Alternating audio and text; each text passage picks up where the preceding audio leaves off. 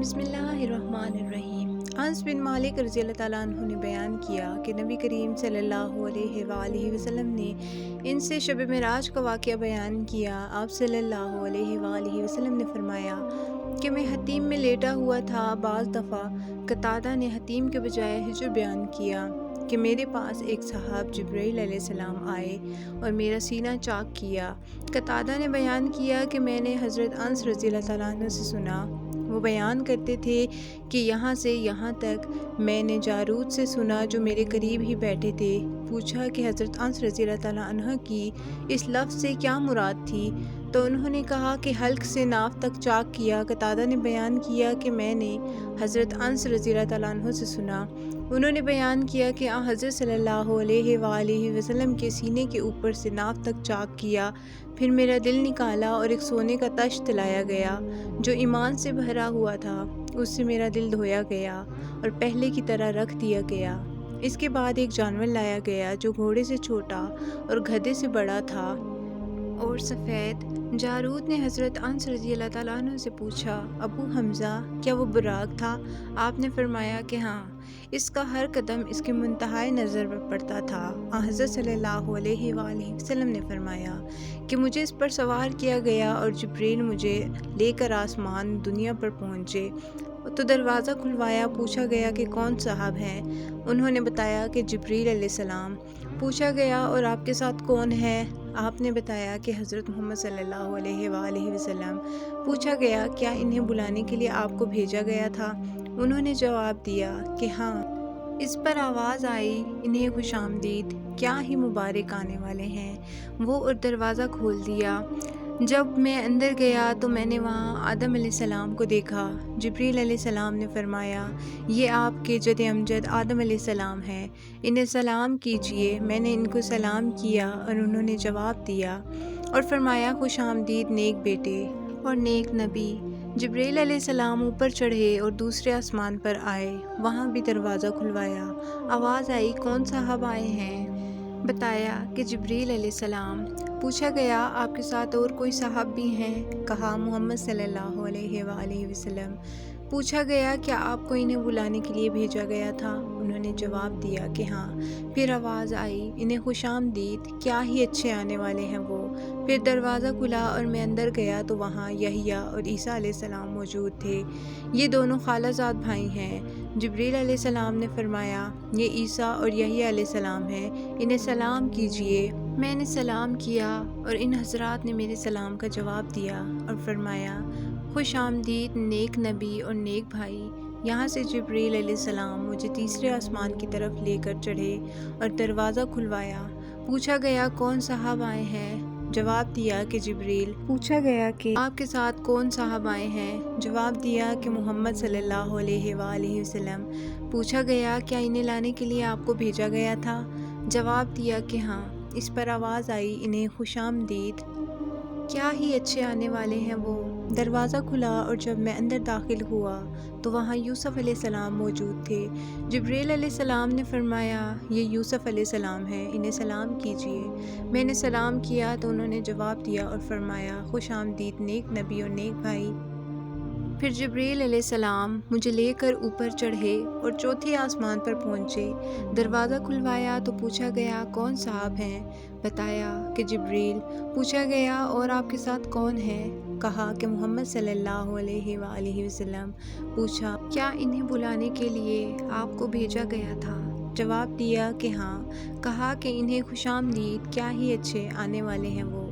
اب دروازہ کھلا، جب میں وہاں ادریس علیہ السلام کی خدمت میں پہنچا تو جبریل علیہ السلام نے فرمایا، یہ ادریس علیہ السلام ہیں، انہیں سلام کیجئے۔ میں نے انہیں سلام کیا اور انہوں نے جواب دیا اور فرمایا، خوش آمدید پاک بھائی اور نیک نبی۔ پھر مجھے لے کر پانچویں آسمان پر آئے اور دروازہ کھلوایا۔ پوچھا گیا کون صاحب ہیں؟ جواب دیا کہ جبریل۔ پوچھا گیا کہ آپ کے ساتھ کون صاحب آئے ہیں؟ جواب دیا کہ محمد صلی اللہ علیہ وآلہ وسلم۔ پوچھا گیا کہ انہیں بلانے کے لیے آپ کو بھیجا گیا تھا؟ جواب دیا کہ ہاں۔ اب آواز آئی، خوش آمدید، کیا ہی اچھے آنے والے ہیں وہ۔ جب یہاں ہارون علیہ السلام کی خدمت میں حاضر ہوا تو جبریل علیہ السلام نے بتایا کہ یہ ہارون علیہ السلام ہے، انہیں سلام کیجئے۔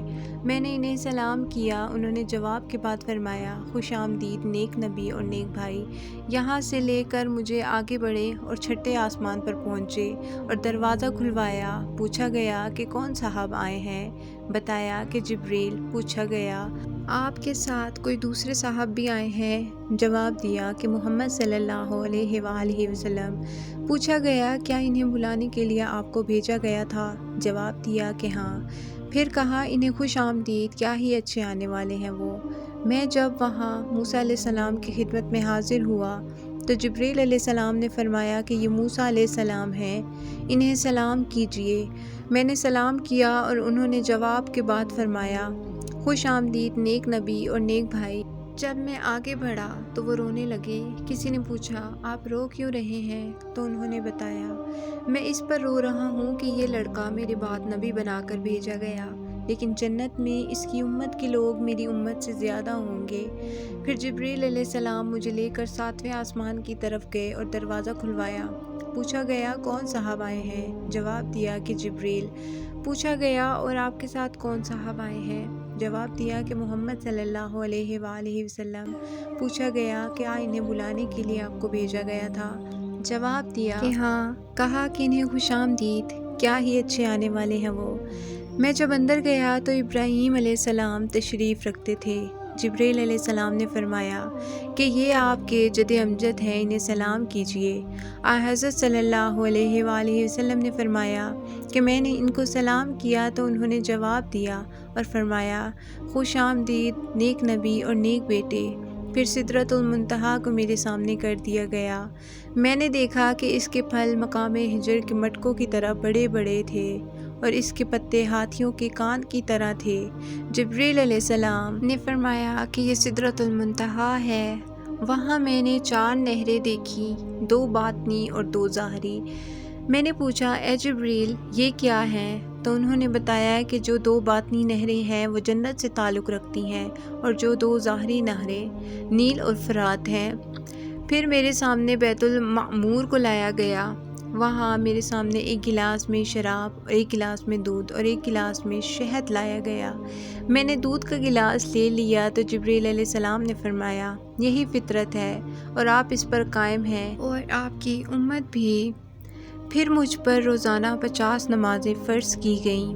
میں واپس ہوا اور موسیٰ علیہ السلام کے پاس سے گزرا تو انہوں نے پوچھا کس چیز کا آپ کو حکم ہوا؟ میں نے کہا کہ روزانہ 50 وقت کی نمازوں کا۔